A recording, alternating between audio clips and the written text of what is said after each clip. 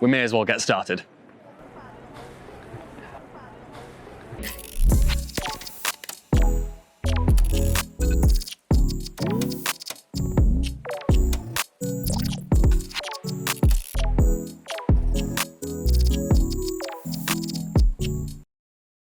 Hey, you're here with Ben and I'm back again in Lisbon, Portugal. You see, I've been over in Sevilla hiking the Via de la Plata on a long distance hiking trip, but have come through Portugal via my favorite travel hack, the cheap long duration layover. I saved 400 euros by doing it too, so not bad. So we've taken a day trip over to Sintra, long considered an easy getaway for the Portuguese royalty and associated aristocratic wealthy people. Sintra is nestled in the aptly named Sintra Mountains, making it not only a fantastic destination for the bougie, but the avid hiker and tourist alike. The most famous attraction is the, let's say, striking Peña Palace, which I'm going to be skipping today. Instead, I'll be opting to go directly via bus to the top of the mountain to see the Moorish castle ruins. From there, I'm going to be descending by foot through the hiking trails to visit the Gothic estate and all of its famous follies. Then finally, if we still have time before we need to book it back to the airport, we're going to walk through the Sintra Old Town and get some food. You know, keep it simple towards the end of your itinerary. So let's get started.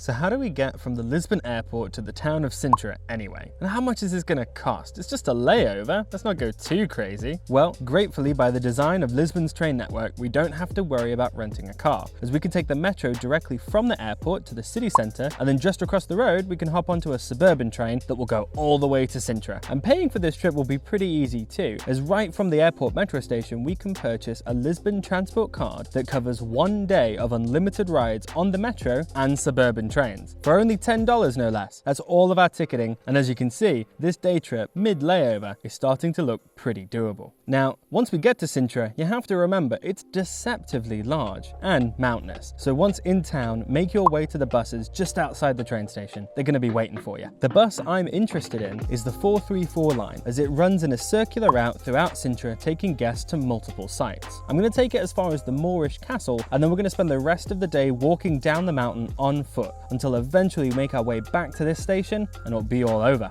If that much walking isn't really your bag though, it's not required. You can easily just keep getting back on the bus and continuing the loop. And you're going to want to hang on. This is going to be a bumpy ride.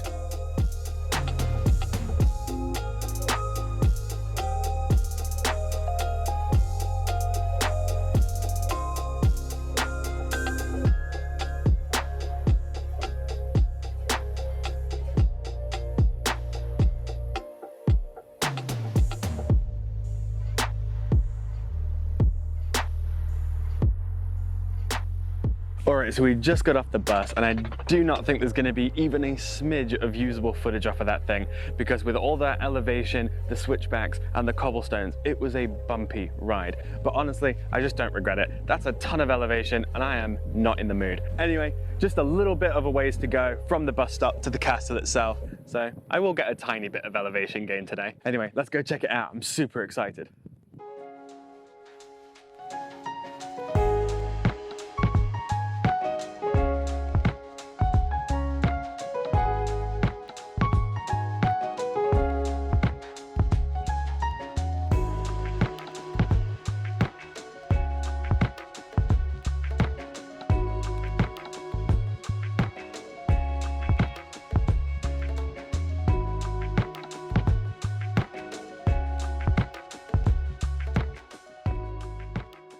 Time for a little background information, don't you think? If you know your history, then you'll know the Moors occupied much of Spain and Portugal from 711 AD to around the end of the Middle Ages, depending on who you ask and who wrote it down. But regardless, they were here for a long time and left a considerable impression on the Iberian Peninsula's art, culture, and architecture. The Moors built this castle during the 8th and 9th centuries as centralized protection for the region's agrarian population. Then, during the 1147 siege of Lisbon by Christian forces, the Moors voluntarily surrendered the structure, leaving it rather intact. But time takes its toll on all things, and in 1375, King Ferdinand I ordered the rebuilding and refortification of this castle in an attempt to get more use out of it. However, that project proved in vain, as the structure's importance just continued to wane, until one day it was abandoned altogether. Fast forward to the 1700s, and the castle's death seemed all but certain after it was severely damaged during the 1755 earthquake, from which it remained in rubble and ruin until the 20th century, when luckily the fledgling tourism industry encouraged the Portuguese government to begin restoration. And I'm sure glad they did, as I think this structure is marvelous.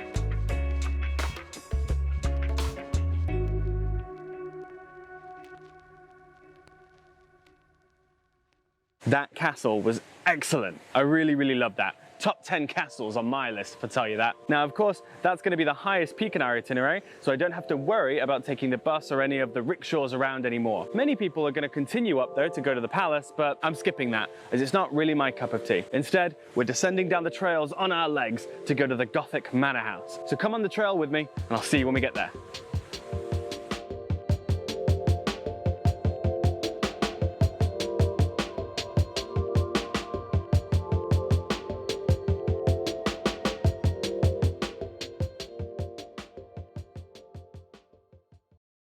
So here we are in the Quinta da Regaleira, the other Sintra site I am most interested in, as this Gothic estate feels, well, incredibly Gothic, with its melancholy vibes and mysterious alchemic, Masonic, and Templar symbols. My suggestion is to start in the gardens, first following the spooky energy upwards from the entrance and into the photogenic initiation well, which is supposedly a metaphor for death, or rebirth, or pretty much whatever you really want it to mean, as this is an awesome well with some hella cool stairs. But regardless of your transcendental experience, when you're done, you'll emerge all the same from the well's caves, where you can wind down sloping paths, viewing all of the many garden levels, each with their own decadent follies to admire. If you're up for it, you can pay an extra few bucks to tour the inside of the estate, but honestly, I've now grown hungry and tired, so I think it's best for me to grab some food in Sintra's Old Town before getting back on that train and heading home.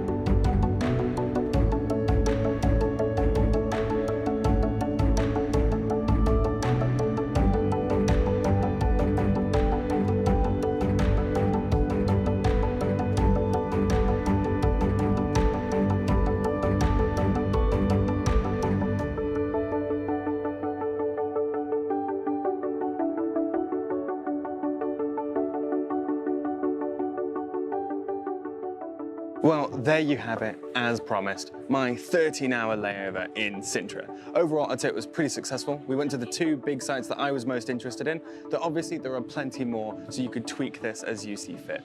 Getting here was perfectly simple, and now all that's left is to do the reverse. But before we go back to the airport, I'm going to grab some food.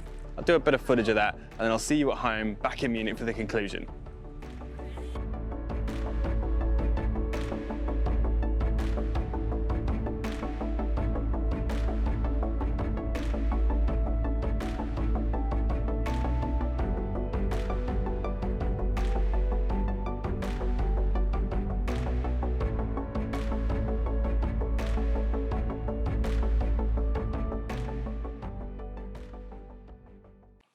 Hey everybody, so we're back in Munich like always, ready to discuss our trip to Sintra. Now I hope you don't mind, but I actually don't think there's a whole lot to add in regards to Sintra. So we're probably just going to skip over that because I think we did an awesome job showing what we really loved about it, how easy it was to get there, and I think you know if you're going to go by now. So what instead I want to talk about is kind of our philosophy with dealing with these touristy places. You know, I think a lot of vloggers and people in general fall into two categories. You've got the people who wear those Mickey Mouses when they go to Disneyland and they just don't care about how tourist it is. You know, they're just living their life. That's awesome. And on the other side, you've got the people who live in vans and they never want to go anywhere that a tourist has ever gone. Hey, you know what? If you can do it, that's awesome. But where do we fit in that, and where do I think people should fit in that? Well, that's going to be what we're going to talk about now. So why don't you go ahead and jump right into it?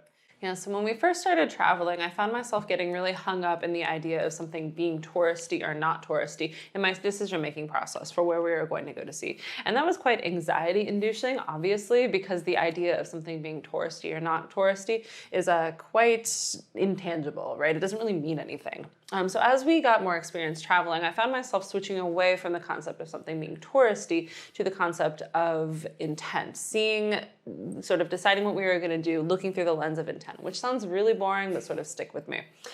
Is this something that I am truly interested in seeing? Does this line up sort of with my interests and my hobbies? Now, for example, Paris is obviously a very popular place to go visit during vacation. The Louvre is the most popular place in Paris to go see, which is bizarre to me because majority of people I know do not go to the art exhibitions in the area where they live, or a lot of times haven't even been to the art exhibitions. And yet suddenly when they go on vacation to Paris or Barcelona or London or wherever, they hit up all of the fine art museums to me. It's just weird. It seems like they're not interested in art and suddenly they are. So for us, rather than go to see these places that we feel like we should see because they're the popular places, we think, what are our interests? What are we truly interested in doing? We really like hiking and going to see castles. So when we were deciding if we were going to go to Sintra, I really got the idea initially that it was quite a touristy place, which is true. But rather than sort of get very anxious in this nebulous concept, I stayed calm and said, no, are there things that we really like that we could do here? Obviously there are. The Moorish castle, we went up to it, hiked down, really fun. And we had fun at the Gothic palace too. I was less lines up with my interests, but it just looked really, really beautiful. And I really liked the idea of walking through sort of like a moody Gothic garden and palace.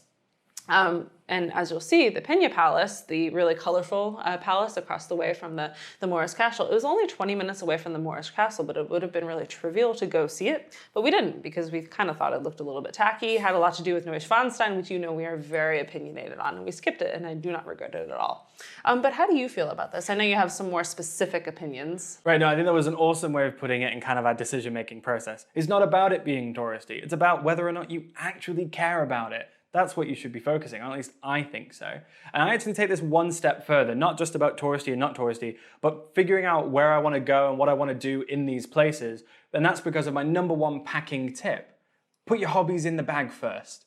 You know, a lot of times you've said it plenty, that we love to go hiking, we walk a ton of miles every day when we're traveling. So I bring a bunch of socks and a bunch of really sturdy shoes, because it's really important to me. But then the second thing that goes in my bag is a bit more fun, which is I bring my ping pong paddle. And that's because I really love playing table tennis. And no matter where you go, there's always tons of humans there with tons of interests and hobbies. And so you can engage with the people of that locale who share those interests with you. You know, that ping pong paddle has traveled all over the world. From Atlanta, Georgia, where I found a ping pong bar near Martin Luther King Jr.'s house. That was awesome. To all the way to Osaka, where I was going and looking at their local table tennis stores, found a business card to a little bar, and we went there that night. It was a really cool way of adding some of that structured spontaneity to your vacation and making it really personal. You know, I don't know anyone who's gone to that ping pong bar, and I don't think they know another person who's been there either, because they always recognize me. It's really weird.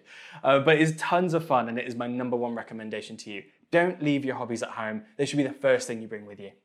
Well, I think that does it, right? That sums it up. Yeah. So we are a small channel, so it really helps if you like, subscribe, and follow us on Instagram. Yeah. We'll see you in the next video. Bye.